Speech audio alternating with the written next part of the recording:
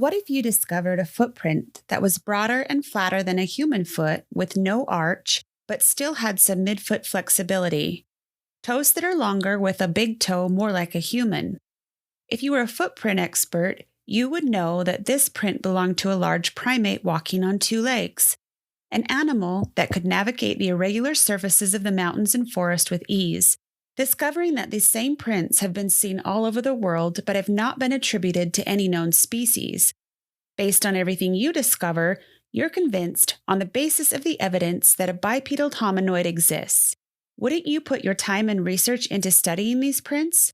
This is exactly what Dr. Jeff Meldrum did. Stay tuned. Destination Mystery presents Case File 33.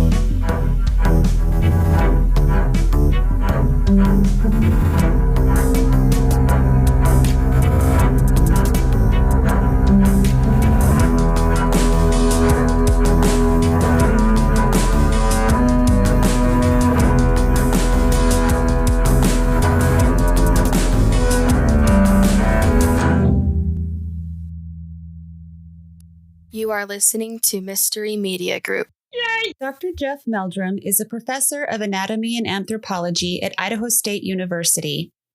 His research encompasses questions of vertebrate evolutionary morphology, generally primate locomotor adaptations, more particularly, and especially the emergence of modern human bipedalism.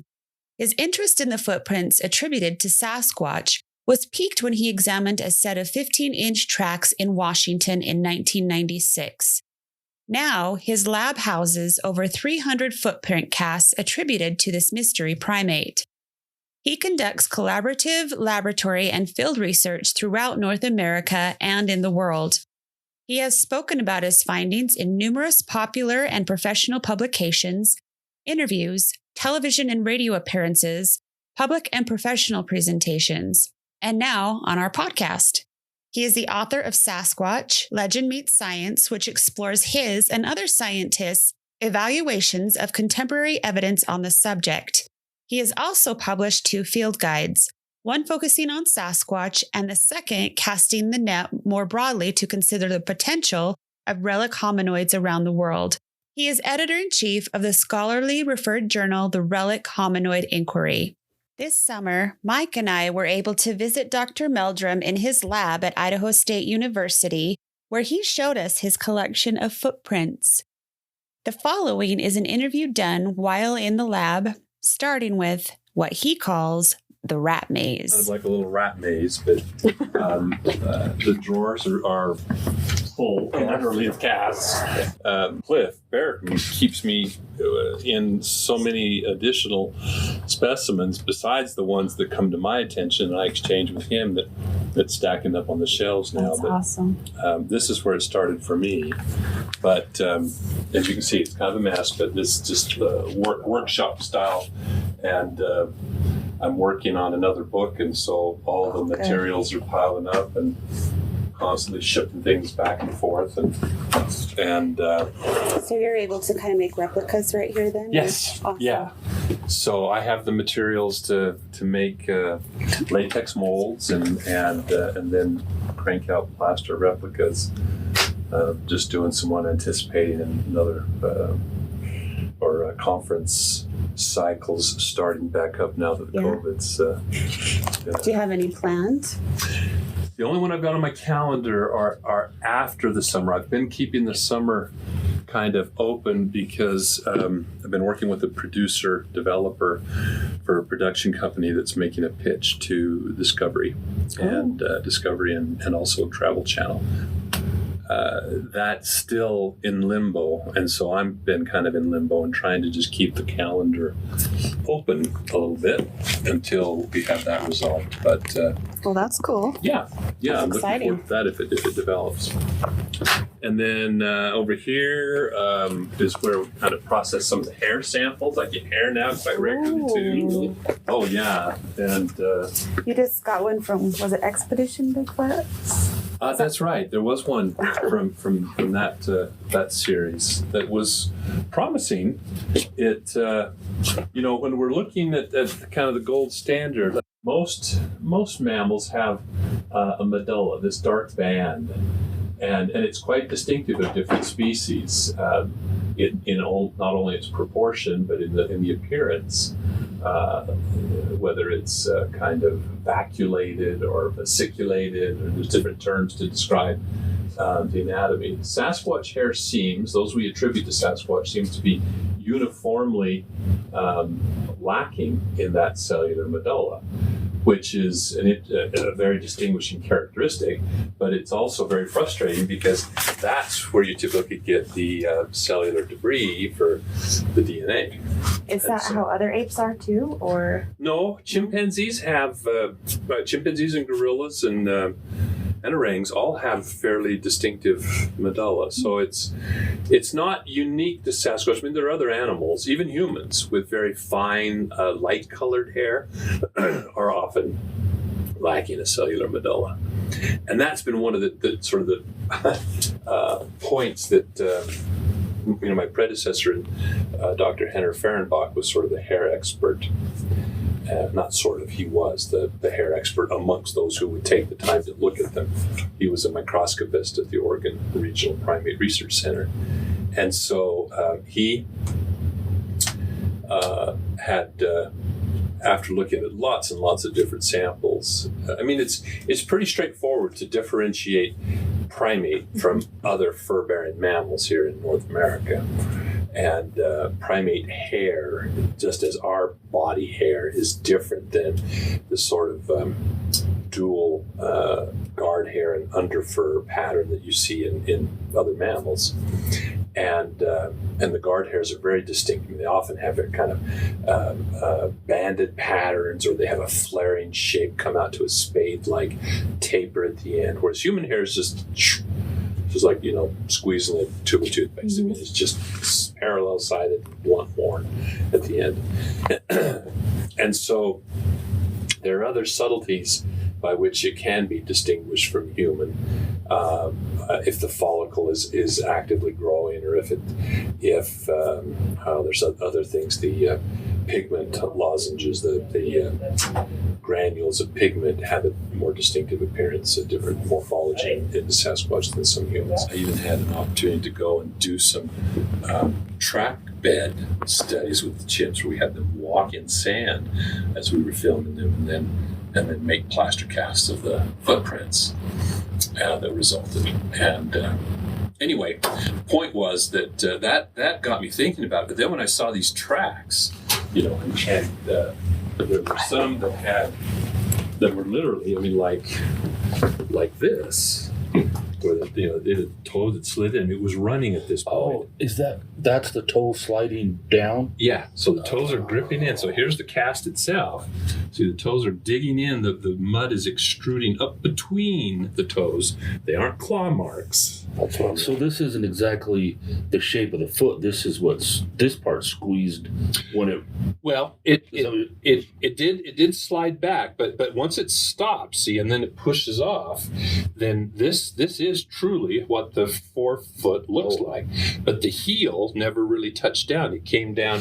It's like you or I. If we go running down the beach on the balls of our feet, we leave a footprint like that. But it's much more abbreviated because we have an arch. They have a flat, flexible foot that bends like this. And so when they run, their foot collapses into flexion through that transverse tarsal joint. The heel is up in the air as they're running, see? But in this case, it just slid and slipped. Here's one that didn't slide as far, where it was still running, trying to get to cover, I think. And it's, I just call them half tracks. It's just But so anyway, so that, yeah, as I looked at that, and there were examples, they don't show up as well. The photos, let me see if I can get. Are these actual photos from that visit? They are. And see here, you can kind of see a little more of the setting. It was a farm access road. So there was a gravel road out here, and then this was just for the ATVs of the farm landowner. And the soil in that part of Washington is really silty. It has this fine glacial lust. It's like talcum powder. When it's wet, then it's very clay. It picks up all kinds of details. It's so fine. But you can see, it's kind of hard to tell, but here's the one plastered cat or footprint. Then there's another print right here at a decided angle. Mm-hmm. And then there's another one here, another These one are here. both left feet. This is left, yep. It's unfortunate. I was kind of, I don't know how to even describe it. I just didn't, I was pinching myself. I couldn't believe this was real. Like you said, I'd gotten an earful, and so I was kind of skeptical of Freeman at the time. Mm-hmm. I'm thinking, how could he have done this, But I was so flabbergasted by it that I even had a VHS video camera behind the bench seat of my brother's pickup truck that we were in, and I totally forgot about it. So I took all these pictures, but I could have videotaped the whole thing and narrated it. Well, and your everything. brain, you get so excited. I know. It was crazy. But this was really quite interesting because, see, notice how this one's angled out, and then it's hard to see, but right there's another one angled out. So along this stretch, every second footprint, right foot, was angled out 45 degrees. And John Green had published a photo from up in British Columbia where there was a long line of tracks down the beach, and the same way, about every third or second or third footprint was angled out.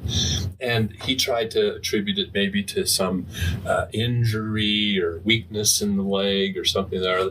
Well, later the summer following this, we went over on a family vacation to Oregon to visit friends that had moved out there and spent the day down at the beach. And so once I got the kids building sandcastles over, I said, I'm going to do some research.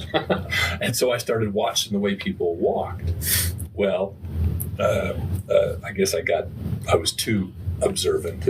I got a couple dirty looks. Well, that's your specialty. Yeah. So anyway, so I started looking at my own footprints, and if you've had any experience tracking, it's easier to see footprints if you look into the sun, because then as the light hits the footprint, it casts a shadow that delineates that edge more vividly against the background. So you can see those because of the shadow by going into the sunlight. So anyway, so I was walking away from the setting sun, and I kept looking back over my shoulder to kind of take in how it was, how my because I would walk different ways. I'd walk fast, or I'd walk slow, and leisurely, or whatever.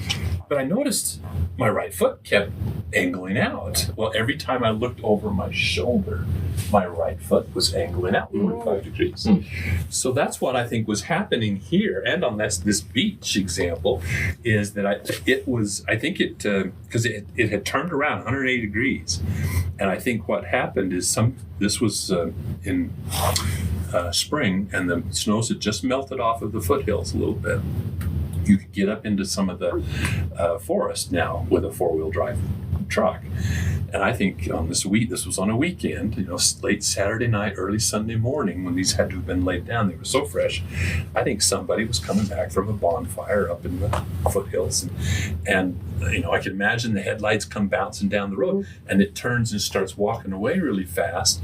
And to assess the progress, it was looking out over its shoulder a few steps. Every time. And then there was this one. This one kind of, that's what I'm going to show you. This one kind of really made it clear. See, so here's one of the ATV tracks. So this is the line of the road. You can see here's the outline of the heel. So it was stepped 45 degrees angled out. And at this point, it pivoted and started running. And from there on, the step doubled in length. And you can see how the toes slid back across the instep. It's slid in the mud. And then the next tracks were half tracks like these, where it was running. So you could tell it was running. So there's a lot you can tell from a footprint. Oh, yeah. Yeah, you can recreate. So their heel doesn't go down? If they're running fast, if they're sprinting, a short burst of speed, then instead of being, let me reach past this. All right, here. So because of our arch, see, when we sprint, we're up on the ball of our foot. And that's why we leave just this abbreviated kind of a footprint like that. But because they don't have the ability to lock this pair of joints like we do, when we twist, we have a very limited range, so you can see how those joints kind of fit right together. It can kind of pivot, but on a chimpanzee, that joint surface comes way back up here. It can slide. It's hard to do with these things in the way. It can slide up here like this. Let's see, do I have the chimp? Let me grab it right here. Yeah, this is the chimp. So here's a chimp. See, so look at the difference in that bone right there. See that surface? Oh, yeah. And here, there is no extension of that smooth joint surface up onto the neck. Well, this means that this bone, but it's wired together, so I can't, in a living individual, can slide all the way back up to here. In other words, it can bend right there like that. Slide all that way. So we've restricted that. So we have a more stiff foot, and especially during the latter part of the support phase, so that the entire foot can act as a lever. Whereas a chimp or a Sasquatch still has a greater range of flexibility there. And so what happens is their heel comes up like this, and then the push-off comes through this entire part of the foot. But when they run, then they can't balance up on, because they don't have an arch like this, it collapses into flexion. So they run on the front halves of the foot like that. And leave these half tracks. And that's what allows them to climb better. Well, it does, yeah, because see, in the chimp, that adaptation allows this part of the foot to be prehensile, to be gripping, whereas then this moves as the lever when they're climbing up a vertical support. What about a slope like? Exactly, that's the point. So the Sasquatch doesn't need to grip a tree trunk, but if they're going up a slope, it's pretty handy if you can maintain these longer toes, because you're not pushing off through the toes like humans do, which selects for shortened toes to avoid the bending stresses on those curved bones. So we have short, straight toes. But so Sasquatch have longer toes. They can grip onto things, but then it allows that angle to be navigated, because this part of the foot can move more independently. So it's a great adaptation for going up. So they can just put it right up a hill. Yeah. Wow. And that's, you hear witnesses. That's one of the things that's often very impressive to witnesses is how fast they just climb right up the hillsides. That combined with that massive muscles, those huge gluteals, which are extenders of the leg. So they're the muscles that are used in the hamstrings and so on. They've got these gigantic thighs that are about as big around as our torso, So anyway, so that was this was the one that sort of clinched it. But again, there's a flash which kind of flattens the impression of the topography. But you can see these expansion cracks right here. There's a ridge right there that's very similar to, let me reach past you again here. Grab this one right here. Okay, here's the famous titmus cast from the Patterson-Gimlin film site. I have that one. I got it from you a while ago. Well, notice it's got this crack. It's almost identical to the crack right there. Oh, you're right. In there, because it basically what happens then is as the heel comes up, this part of the foot. So you can see there's the deepest imprint right here, where there's more weight than per unit area because the heel is lifted up, and that causes some of the material to be pushed back. Well, the heel is up, so it's not being compacted by the heel. The heel's already up in the air. So as this material goes up like that, it expands and just forms little cracks there, expansion cracks. And I was familiar enough with this print from the years back when I was reading about it and so forth. So I was intrigued by that photo, and people had tried to explain it as being because there was some twigs that were sticking out of the sand on the one side. They thought that it was a green bough that was partly covered by the sand, and it stepped on that, pushed it down, but when weight was released, then it just bounced back up. Well, it has nothing to do with the little twig sticking out there, and it's repeated in multiple footprints in exactly the same place in exactly the same orientation. It's just not a coincidence. And so when I saw this, I thought, that reminds me of this, and then all these things started coming together. And of course, all my studies subsequent to my familiarity with this of chimpanzees and great ape locomotion.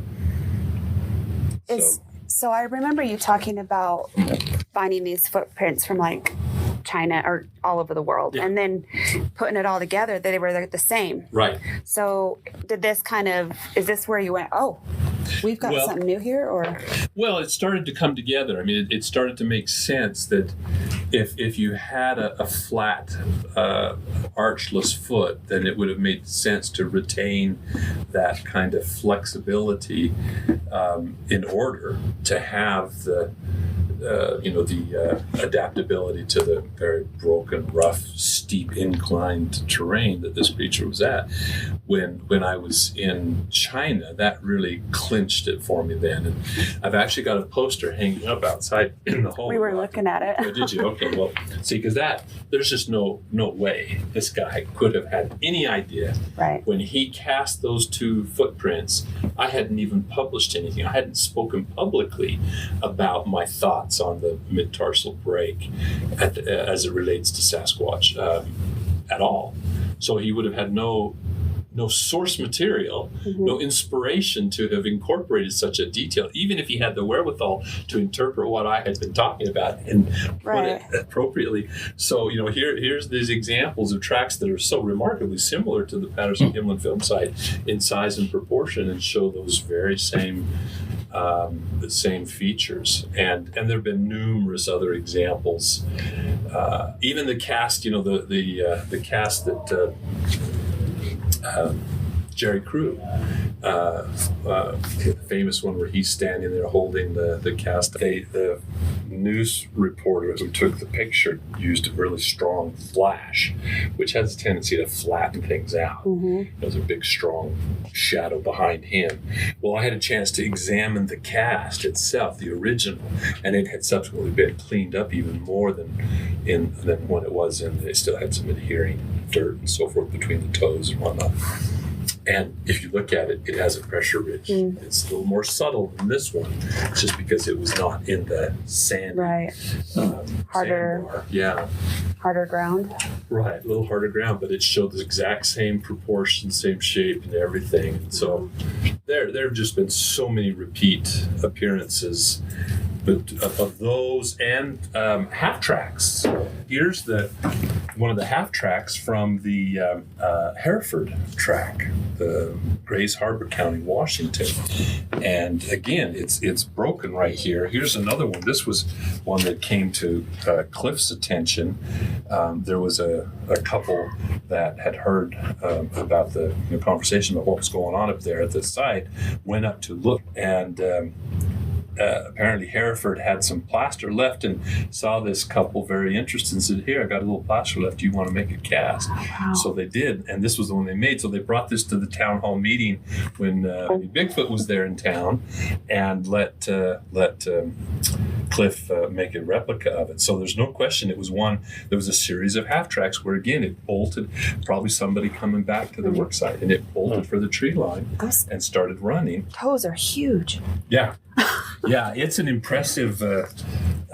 It's this one. If you want to reach down, just before the wooden box. That one, yeah. Just lift that up and hand it down here. Wow. So that's the Hereford track, and it was exceptional because there was again, not lust this time, but it's dust from all the logging trucks on top of the hard pan, which had been wet down by the rain. And so again, the mud extruded up between the toes, around the foot, made a perfect mold essentially of the step. Not, you don't want to say them. These are just not tension cracks or anything, but in this case, it's desiccation cracks. The mud was drying out in the sun, and it started, how it shrinks and cracks as the moisture evaporates. So he'd have been going slow for making this. Exactly. Right? Yeah. Because otherwise he'd have. Right. Yeah. There'd be slide. Yep. Yeah. No, I think he was just the footprints in this series were kind of close together. I think he was just kind of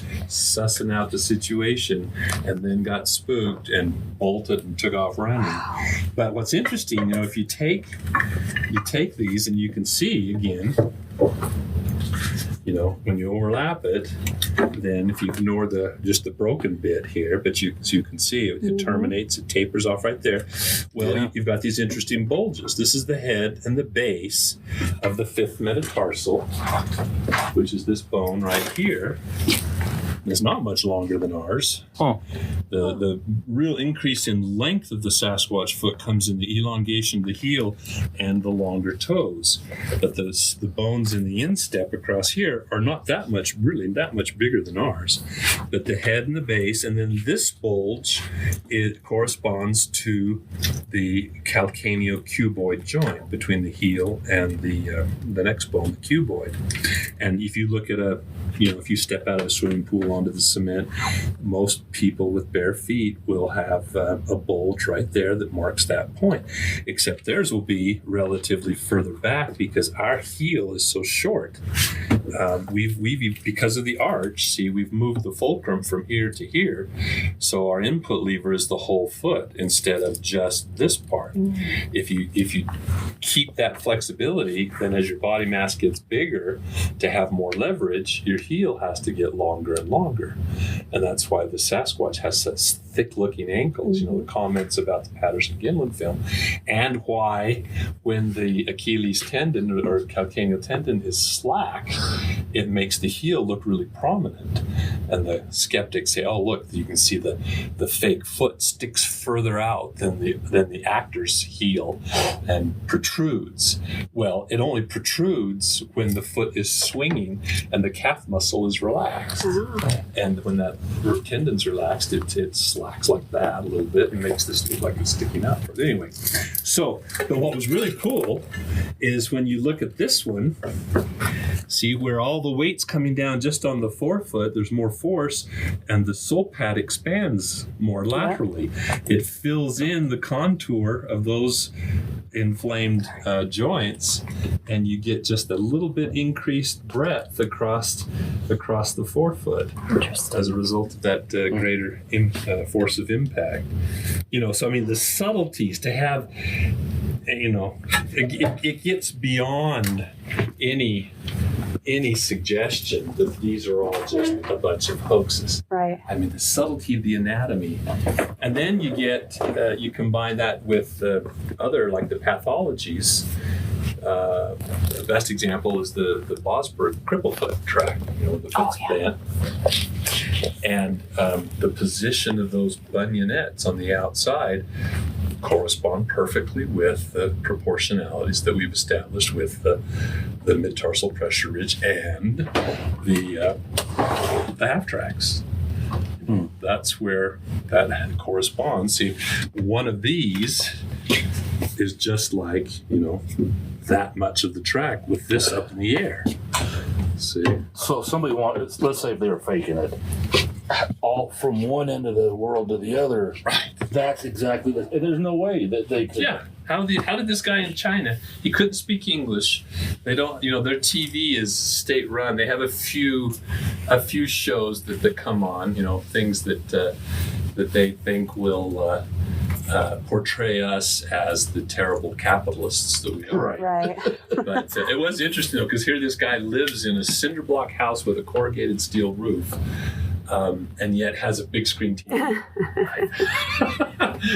But he'd never seen anything. We were on our way to be interviewed, and they wouldn't let me see his casts until they had the cameras rolling. They wanted me to be spontaneous, yeah.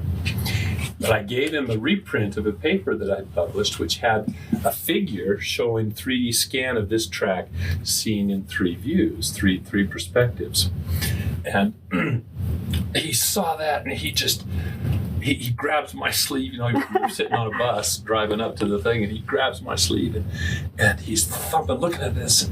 I say, okay, good. Yeah, I get the point. It's going to be exciting. And so sure enough, we opened it up, and out come those things, and they're just identical. Wow. It was so amazing. He just had no way to know. And if you barefoot, right? You would think so. Yeah. You wouldn't think to do something different. I mean, here in Idaho, there was a case over on the other side near New Meadows. Where's that at? It's over. So between McCall and Grangeville. Oh, okay. So on the west. I'm sorry, not east. Western side. And this guy, he was a newspaper delivery guy, and so he was going out to a rural area to drop off a bundle of papers. He said he stopped to relieve himself at the side of the road and saw something run through the bushes. It was wee hours of the morning. And then went out there, and in the fallow field, he found a line of tracks. And the newspaper published pictures of these tracks, and they made a cast. Well, this was the cast. Well, this guy has a hyper arch, an arch that goes all the way across. Mm-hmm. This happens once in a while. He also, his little toe is turned on its side. He probably wears cowboy boots. and it's pretty big. I mean, that's about 12 inches, almost 12 and a half inches probably, I think. But there's no question that it's human. And that's what often happens. I mean, the biggest... that is a human one. That is human. I'm convinced it's human. They were claiming it had to be Bigfoot. Here was one of the biggest basketball players we had. Not huge, obviously, but it's almost exactly 13 inches. Yeah, you just got all the same features. Clearly wearing shoes. The toes are nice and compact. That little toe turned on its side is a dead ringer, dead giveaway for. And also, I noticed like the little ridges in the arch right here. Oh, sure, yeah. Do you see that with Bigfoot tracks? No, we don't get because they're shaped different. Is it because they're calloused and they're barefoot all the time? Well, there's probably some of that, and also it's the weight.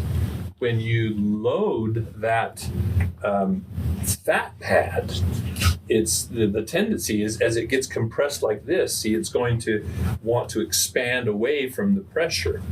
And so it has lots of connective tissue anchors that hold it in place. Otherwise, it'd be like walking on a water balloon. You can imagine if you tried to walk on, feet that had soles that were an inch and a half thick of just water, it would be, how would you hardly walk? You'd squish and slide and flop all over. So our fat, which is mostly water, so it's non-compressible, but it's anchored with all kinds of it's honeycombed with connective tissue, gristle, holding that fat anchored to the underlying structures.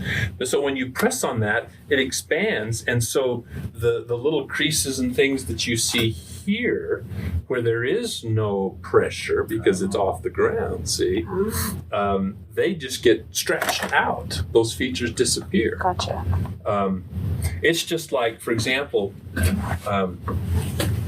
there are some tracks that have what is a flexion crease across the foot right here that got lots of attention because it was very prominent. Is that what you're talking about? This piece right there? Well, this is a bear, right? Yes. Mm-hmm. But is that No, that's right behind the toes. So these are the toes. I'm talking, and this is the sole pad. Whoops, and that's the sole pad of the forepaw. So it's just abbreviated. Kind of looks like a cashew. So, okay. But for example, here's one of what I'm talking about. This is one of my kids' feet. Whenever you're born, whenever we are born, when we are born, for that. See, we have actually a little flexion crease right across our foot there, right through the ball. And if you go home and look if you have an inked baby birth certificate with an inked footprint, you can see that a variable expression of that. Well, people who tend to have rather flat, flexible feet, like my boy, he's got a little bit of an arch, but he's very mobile instep, so much so that he was an avid soccer player. He got stress fractures in his metatarsals, but he has retained that flexion crease across the ball of his foot, much like some Sasquatch do. There's some exaggerated examples. Here's one. It's been this one's been cleaned up. Bob Titmus had the habit of, he would take the rather rough footprint, from that had the grain of the soil or gravel or whatever, but then he would take clay and smooth over it to make a facsimile, which he thought looked better, but it made it look blocky and unnatural. So people say, it looks like the carved wooden feet. Yeah. So that's why some of them look blocky and square, and others are. Well, some of them, in some cases. Now there are some carved wooden feet that the Wallaces had, and usually their toes aren't this kind of rectangular shape or a polygonal shape. Usually the Wallace signature was Easter egg toes that were just lined up with one just simple indentation of a crease between the toes and they're very recognizable. But in any case, what I wanted to draw attention to was this right here.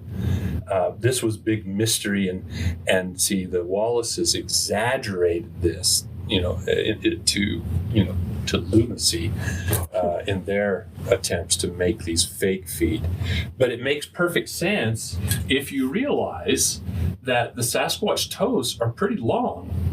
And some people have webbing of the sole pad further up under the toes.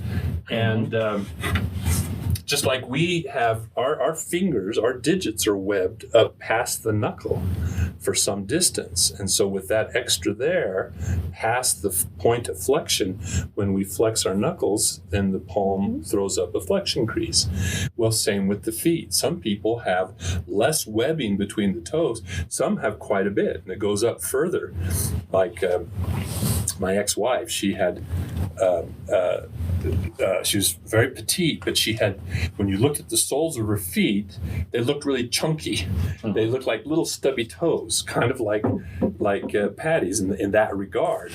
But she had extremely flexible toes, and they were reasonably long, so much so that she could bend her toes under her foot like that, and it made her, she looked like a fist.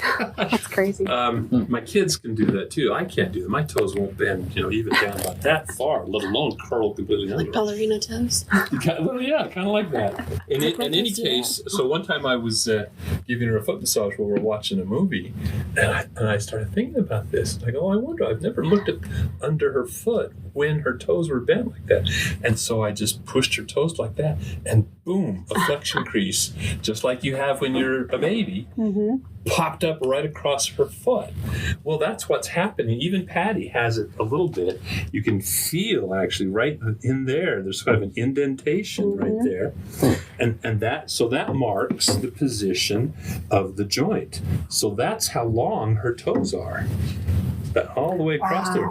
And you see that, if you've ever seen the little GIF that's been done, where they have one step and her foot swings forward, and as it swings forward, her toes point up like this, and boom, she's got these long toes you would never have guessed by looking at the underside of her foot.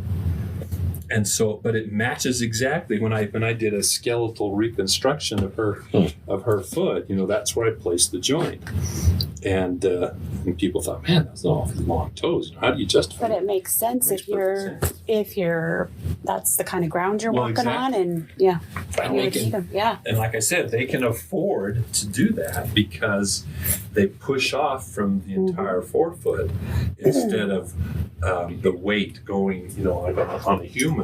the weight comes down the outside, and then it swings over and passes primarily through the big toe. Little toes are there mostly just for traction. They don't give a lot of, but that's the way Sasquatch toes are. They're mostly for traction and prehension of the irregular surface, climbing and walking up steep slopes and so forth. So it makes perfect sense. I mean, it's extremely elegant and biomechanically sound and distinct.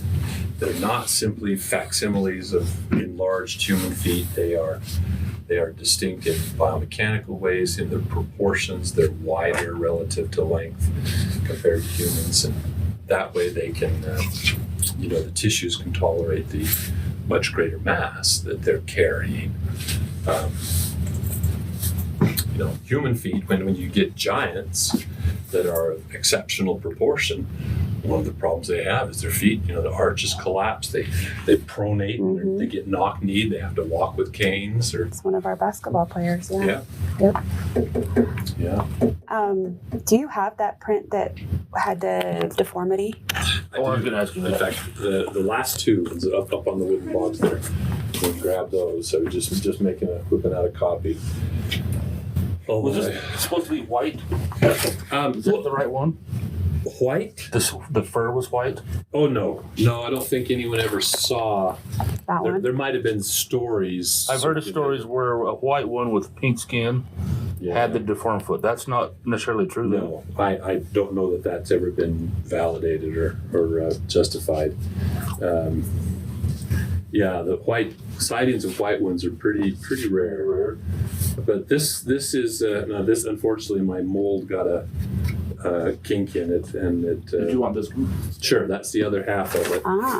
Oh, this is his other. Yeah, that's the normal foot, which is a great example. The Sasquatch got all the features, and in fact, it's really remarkably similar to the Hereford track, except in the absolute breadth across the end. This is a little bit shorter than the Hereford. You can see how long the toes are on that one. Yeah, and even there, see, that was one thing.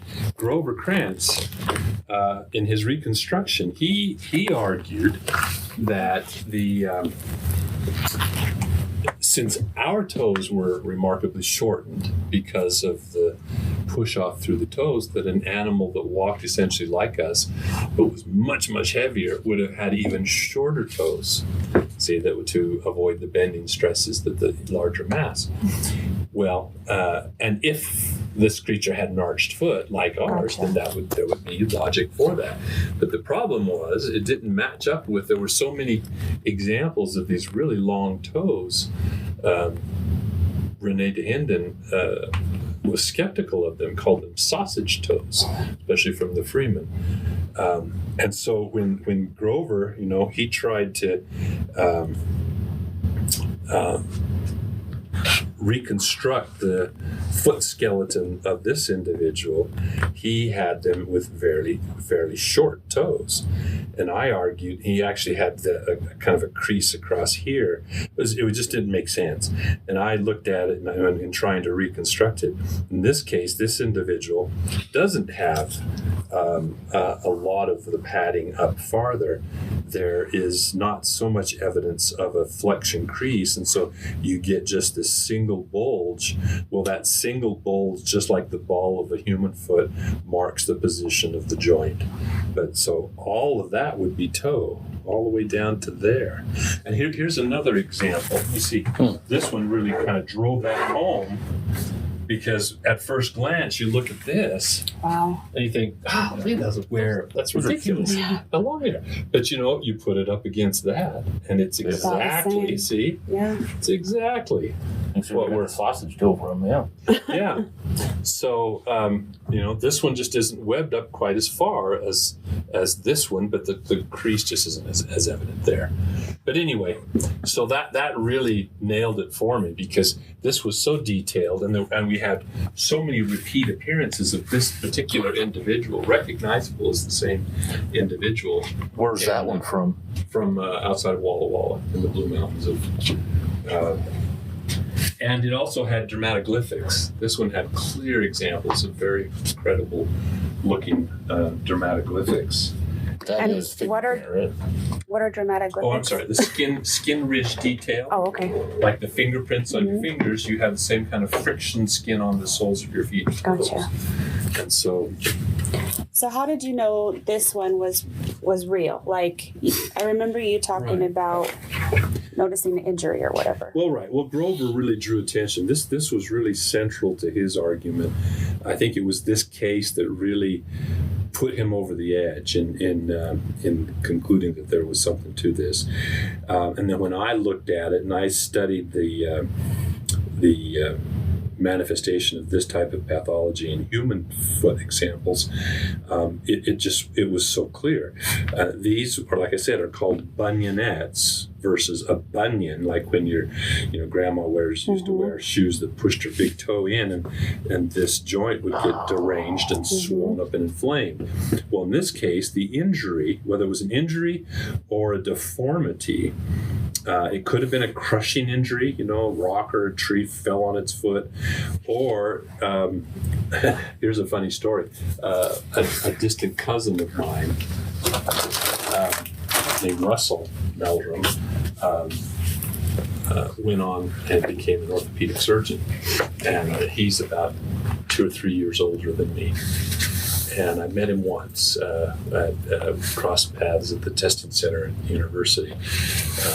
But then he went on and he happened to see me on a TV documentary. And so he looked me up, called me up, and said, I saw you.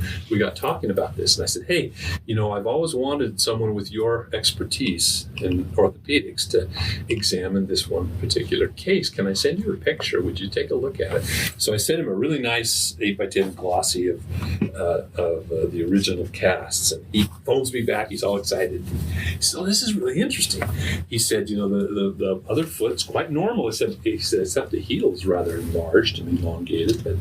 But this one, the deformity is really interesting. He said, for it to manifest on one side and not the other, I would have to screen for any lesion of the spinal cord.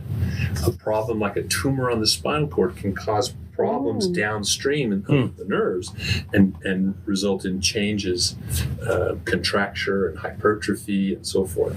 And he said, so I would send this person immediately in for an MRI of the lower spine. Wow. And he said, you know where this was taken and when? It's a small town there in Washington, Bosburg. And he said, you think you could maybe check with the hospitals there and see if they have records of a person that had a foot deformity combined with spinal cord?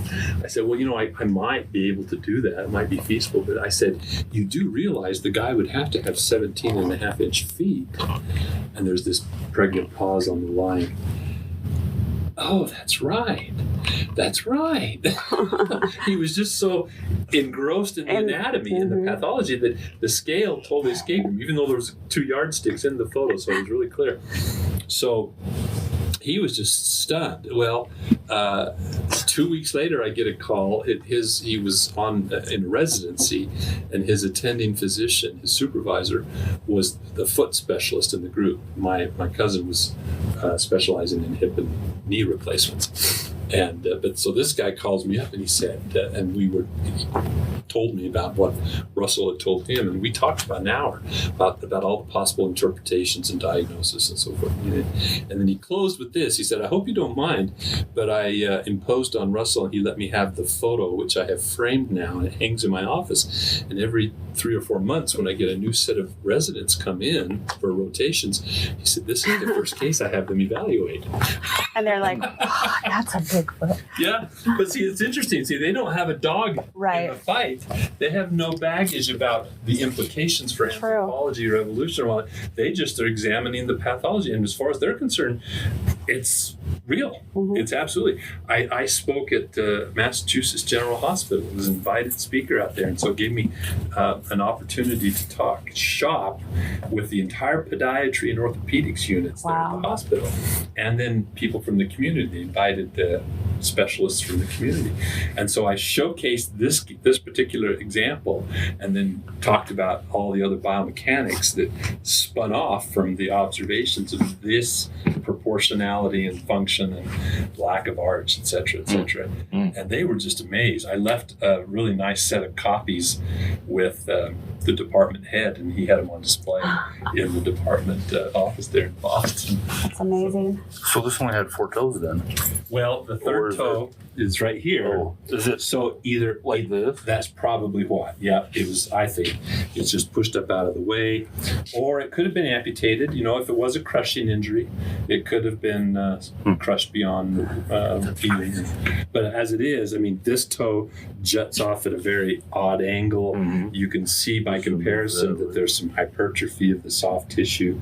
When did people start sending you prints? Yeah, well, as soon as I started making appearances on documentaries, it became that, and also probably more frequently than having things sent here to the lab. When I would speak at a conference and there were lots of attendees, people would bring in examples of footprint casts there for me to examine. I discourage people from sending original material to postal service. It's just too risky unless you go to extraordinary lengths. And even then, I was returning an original that I packaged very, very carefully. Lots of leeway and lots of packing chips and bubble wrap, and it showed up on his front door with a forklift tie right through the box, and it just shattered the original. Thankfully, I just made a very high resolution latex copy of it, mold and copy, so I was able to replace it for it. But still, he kept the pieces.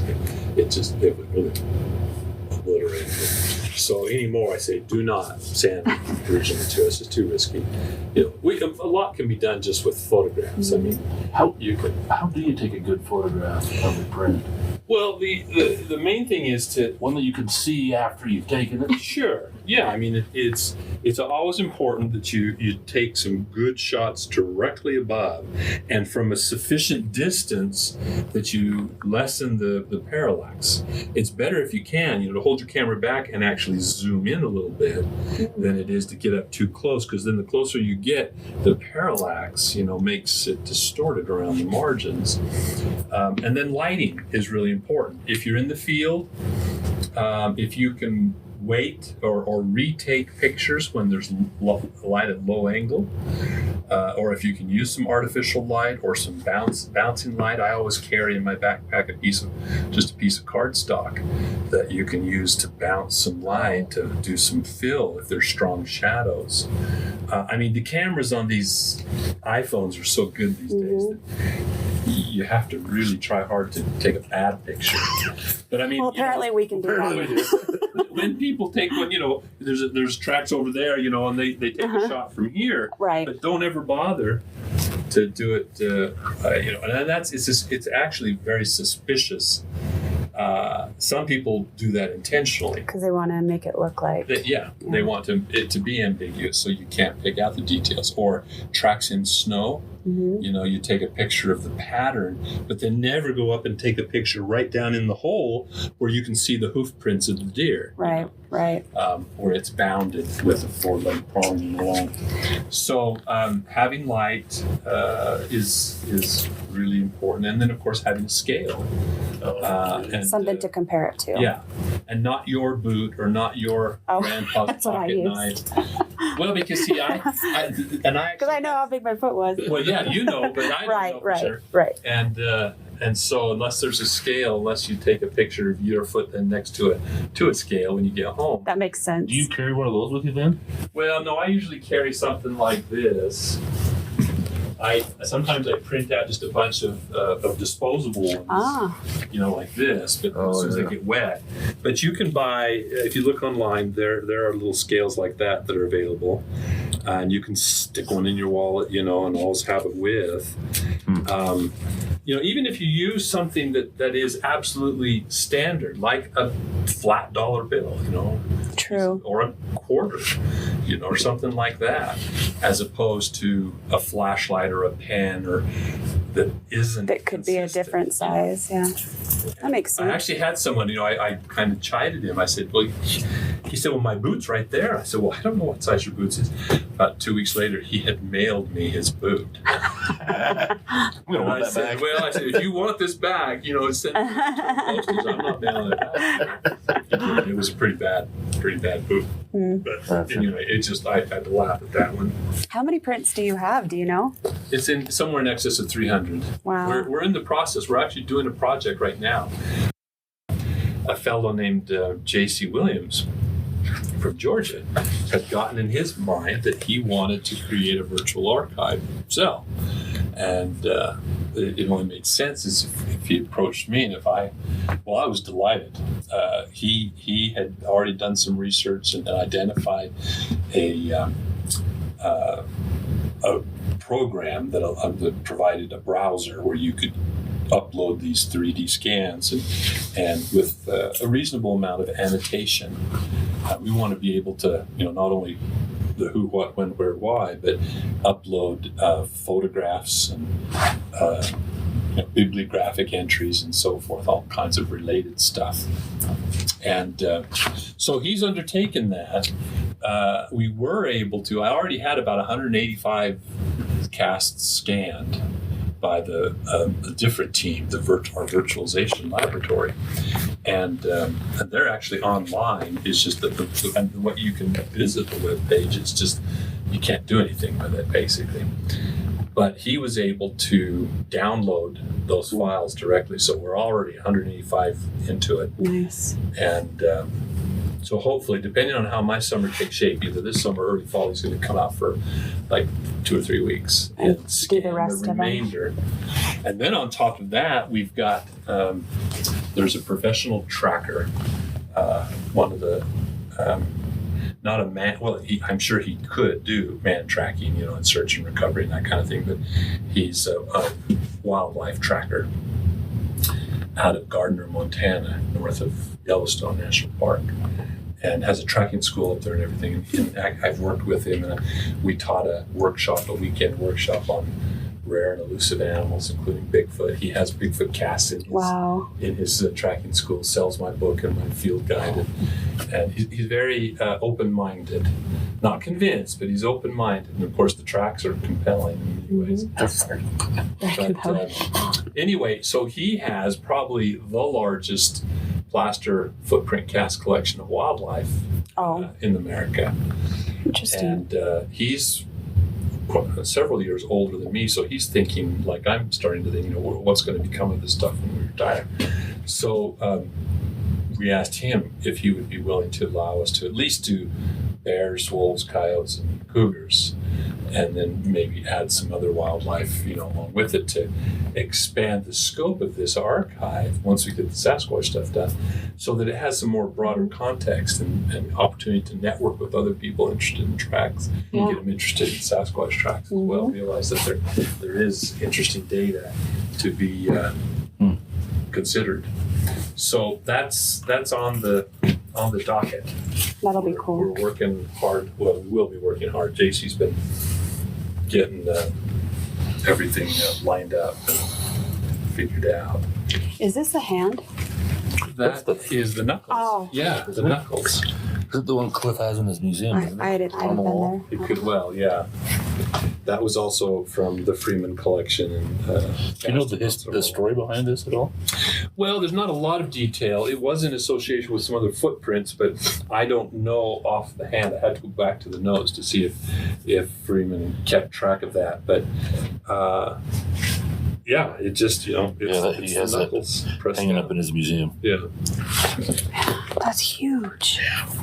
yeah, they're big. All right. Wow. It's big. Now this is exceptionally thick looking, and I always wondered about that because it seems. I realize the fingers are losing contact with the soil, but they do seem to be kind of tapered, which is more the grade 8 condition. Mm-hmm. We have broad, more padded fingertips because that's our skeleton has been remodeled to allow us to hold objects, and especially, that precision grip between the pulp, what we call the pulp pads of the digital, the ends of the digits. But this just seemed exceptionally thick. Well, then a student, it doesn't show up as well in this without the light just right, but you can see how there's a ridge right across here, and it ends right there in the nail. There's the nail. Oh, Well, wow. in fact, it's the same. So is it turned? It's the same shape and depth. So I think what happened is, as its thumb is actually sticking back like this, but what it did is it went like that through the. So it translated. So in reality, its thumb probably is about the same shape as mine, but just not as broad. Wow. But not nearly that deep, because that shows the length of that ridge is how far it translated in the mud. So that's most of the depth of it. So interesting. Very interesting. But run your finger over this third, you can feel that kind of barbell shape right there. So it looks like bat knuckle, where it has the dent between them. Well, it's more evident. It would correspond to this one, the proximal phalanx. That you're right, though, it has the same shape there on the end there, but that's down a little further. That would be these knuckles here. Yeah, but that's talking about the shape. Yeah. Just the subtlety of that. And then, there's even go further. If this were my hand, see, my thumb would tend to jut off this way. That's because our thumb is rotated 90 degrees. See, when our fingers flex like that, our thumb, by comparison, flexes like that. Show me your thumb. Mine does that too. Yeah. There's How the hitchhiker's two thumb. kinds of there's two kinds of thumbs. Those that are straight and those that go way back. So it's just that's just a genetic thing. But in this case, we're talking about the rotation of the thumb, the way it faces. So when we flex, our thumb kind of juts out there like that. The ape condition has less rotation. See, and I can't do it without really twisting hard. So our fingers flex, their fingers flex, and the thumb flexes in the same orientation back this direction. Well, so that suggests that the Sasquatch has a thumb that isn't rotated 90 degrees. They have less precision grip than we do. They don't have the big thick pad like we do, broad pad, and of course we never see them making or using tools. That's not Shaq's hand. They can still open the oatmeal packages. Well, apparently, yeah. Open oatmeal and peanut butter. Teeth. Have you seen that cast? If you were at Cliff's, that cast with the fingers. You didn't have it ready when we were there. Oh, here. I wanted to see that. That's it. That's Presumably, crazy. those are fingertips stuck in. I don't know if all at once or multiple. It could have been one. You can even see the fingernails. Yeah. That's. Yeah. It was Nutella, wasn't it? Well, maybe it was. I thought it was peanut butter, but it could have been Nutella. Who knows? Nutella usually has an oval shape to it. This looks round, but that's kind of a small size for. There are smaller peanut butter. He put it up in the tree and inside a tube, right? I can't remember all the details. That's one thing I've got to do is when I get ready to process these, I'm literally going to have to take pictures, because in a lot of cases he sent me things that sometimes they're annotated, sometimes they're not. And so I think that was it. I'll have to send pictures. So there's probably the smallest. This one comes from David Ellis up in the Olympic project. This one, He's a baby. Cliff got from Michigan, which isn't much bigger. And again, the thing that's interesting is this huge heel, the breadth of the heel. And it's not like a regular baby's toes that are like scrunched up. Yeah. They're longer. So, yeah, the shoe is what makes our toe do this. So normally they'd be splayed out?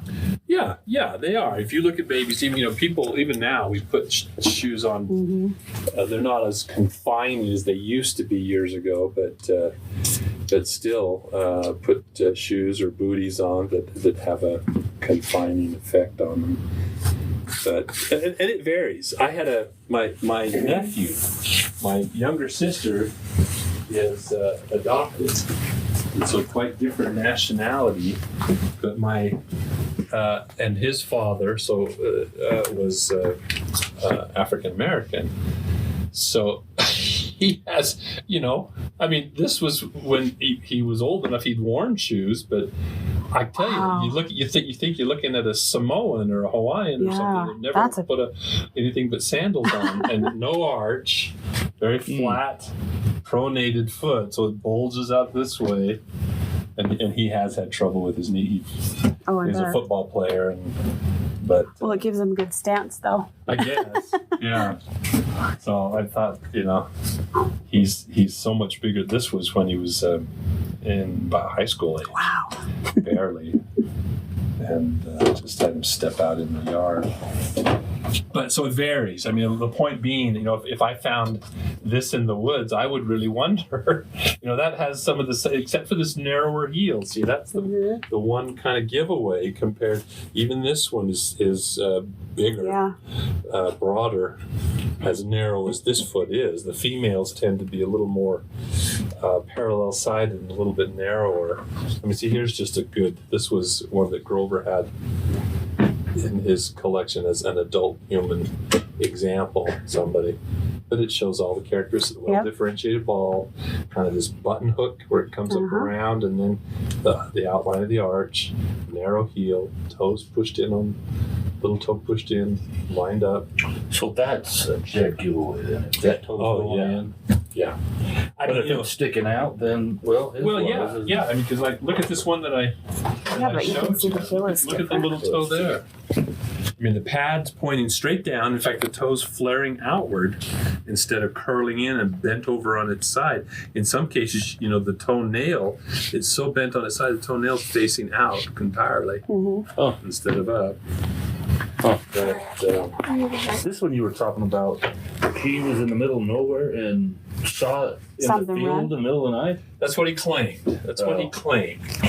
But and it was. Just curious why somebody would be out running barefoot. Well, yeah, it was fairly cold, and in the wee hours of the morning, I honestly just suspect it was the fellow that did it himself, and then just to get some notoriety for whatever reason, whether it did or not, I'm not sure, but it certainly was not. I mean, it's a clear example of and the photo, he snapped a picture. I didn't mention that.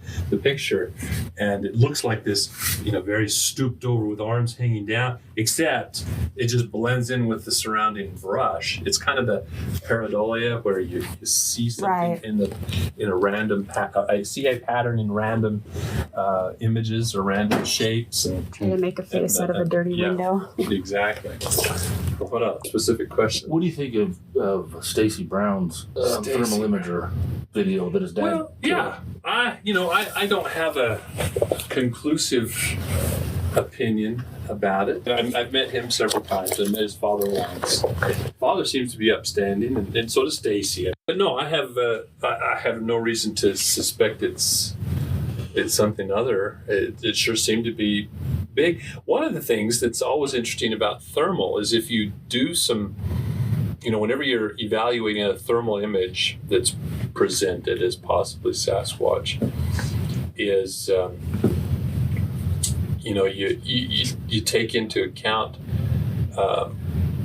how a clothed person appears, or even a naked person. If someone has the gumption to strip down bare naked and run around the woods, because the presence of hair covering, or the presence of clothing has a dramatic effect, especially when you're at a distance that the resolution is sufficient. You can see body segments and so forth. I mean, the first time we ever used thermal, we had llamas on the trip. We were packing with llamas. And it was so interesting because we were with a Japanese film crew, and they had one of these state-of-the-art, at that time, it was a liquid nitrogen cooled device. Wow. And, so it had a very brief period of operation. But we did some experiments and we directed it on the llamas, and they were almost invisible, except for their nose and their ears and where their backs were shaved for the panniers. So the hair hid the heat. Yes. Wow. Yeah, it insulated them, especially that llama wool. And when you look at people, you could see their faces, you could see the wrists, you could see the seams on their jackets where the heat was leaking through, where the insulator, like if you had a down jacket that had a area where it was too compressed or the stitching was too tight or something, that would show up. So you wouldn't get a real hot heat signature from It depends on how hairy they are. Right. You would get some, depending on if there's enough differential, even with your clothing, compared to the background, you will. But it won't be this white hot figure. And so, depending on how much hair covering. Now the Sasquatch hair is probably not as insulating as llama wool is. But still, it's going to have an effect. So there will be bright spots that are exposed, palms of the hands, and depending on how good their counter current systems are to keep the extremities from losing too much heat. So I'd have to go back and look at it again and examine it from that. It's. My attitude has been and continues to be that we've got the Patterson-Gimlin film and it has set the bar so high that all these other things are wrestling with down here. So I'm not going to expend too much energy, especially not debating or arguing something that's equivocal. That you can't prove when we're there. Right. Because to what end? If I convince myself or I convince somebody else, it's still in the scale of things, it's featherweight. And so I tend to spend more time trying to organize and present logical arguments that built around the more persuasive, more prevalent information that we have. Because there's tons of people who want to opine about these other things and argue about it. Right. And some of them bring great expertise or insight, at least, to the conversation. And so, I don't to discourage that conversation from taking place, but just realize that, in many instances, we'll never really know. I'm quite convinced. I'm 99.9% convinced of the Patterson-Gimlin film, but we'll never absolutely know unless someone brings in a specimen and they say, "Oh, well, yeah, obviously it's the exact same thing. It must have been real all along." You did when was that? A couple years ago, the Bigfoot. Brandon Cliff Tennant. did it, spoke, and then you spoke, or one or the other. Some guy from Hollywood did a thing afterwards. Hollywood, with all their money and skills, made these Bigfoots, and they were terribly done. Yeah. And then he shows the Patterson-Gimlin film, and none of this is here, even though they spent millions, or I don't know, tens of thousands. Yeah. That really, I sat there. It's like I've said before. It's so easy to say, "Oh, that's just a man in a fursuit," until you put it up against a man in a fursuit, and then it's all too obvious that it's not. We were doing a shoot for National Geographic Channel. We were down in California at Stanford, and there was Professor Jessica Rose. It was a pediatric gait lab for children with ailments that involved gait analysis and so forth. And they'd also recruited an orthopedic surgeon that worked closely with these patients. Basically, he had them before and she had them in the recovery therapy part. Jessica Rose and Brian Gamble, and they co-authored the book called Human Walking, which is just kind of the almanac of all the data on various gaits and gait derangements and so forth. But anyway, the producers had hired an actor, well-muscled guy, about 6'2", and rented a costume. And it was a fairly, it had made appearances on a couple of TV commercials. It had an under suit with an armature of sculpted foam rubber and spandex, that you could pull on. And and then an outer stretch fur costume, but it had these really just rinky-dink feet where they just had literally glued onto leather loafers, the foot shape with it, and the toes curled up like Bozo the Clown, and then the head was humongous. Anyway, we were trying to see if we could train him to walk like Patty, to replicate the joint angles. Now, ignoring the girth and the breadths and the arm lengths and all that. Yeah. But just to get the angles right, get the step and that high lift, and swing and so on. And the forward lean. That was what was interesting, because Patty stands at about 5 to 10 degree forward lean as she's walking all the time.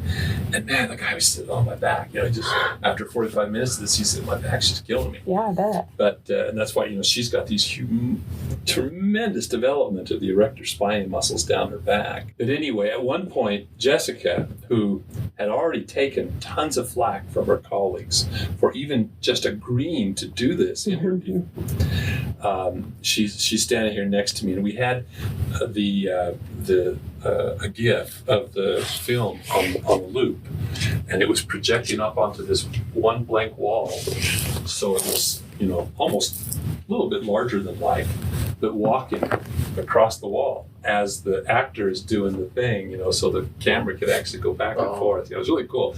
But she's standing here with me, and we're just taking it all in. At this point, the actor's getting pretty good at mimicking the walk. But she looks at it, and she looks up at the wall, and she looks back loud enough so I could hear. She was speaking to me, kind of, but sort of just to herself. She said, "That's obviously a man in a fursuit." Then she turns and looks at the wall. She goes, "That's not a man in a fursuit." Wow. And I said, "No, I don't think so. I think you've come to the right conclusion." I said, "Now, are you going to say that on camera?" She said, "Oh, no. But, it just, like I said, it just was so obvious.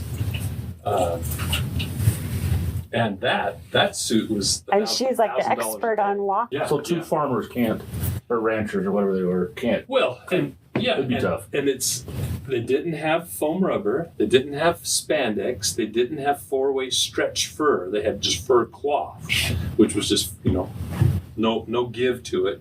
So it couldn't conform. It had to have lots of baggy slack, so it would hang in folds and like drapes, and. But you wouldn't be able to see the muscles moving. Exactly. And Yeah. Well, see, one of the first commenters, Johann Prohaska, who was the expert, he was the ape actor in wore all these costumes. He looked at it. He said the only way you could do that is if you glued the fur directly to the skin. He said that would take about 8 hours. He said 8 hours of work to prepare that. That's if you could find someone of those dimensions to start with. If you enjoy our show, please like, subscribe, and leave a 5-star review. We will be introducing other Mystery Media Group guests in our upcoming episodes, along with weekly bonus material. If you'd like to see more pictures and evidence from our adventures, visit www.destination-mystery.com. You'll find a link to our blog, as well as a link for merch and contact information. Until next time, find your own destination. Solve the mystery. This is a production of Mystery Media Group. Yay!